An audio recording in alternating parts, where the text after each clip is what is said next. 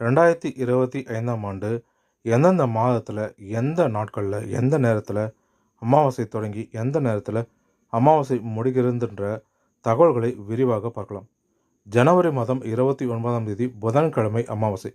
ஜனவரி 28ஆம் தேதி செவ்வாய்க்கிழமை இரவு 10:05க்கு அமாவாசை தொடங்கி ஜனவரி மாதம் 29ஆம் தேதி இரவு 8:35க்கு அமாவாசை முடிகிறது.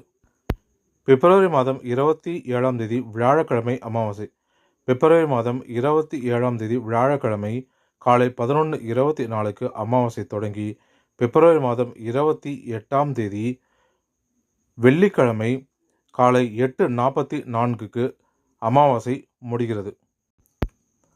மார்ச் மாதம் 29ஆம் தேதி சனிக்கிழமை அமாவாசை.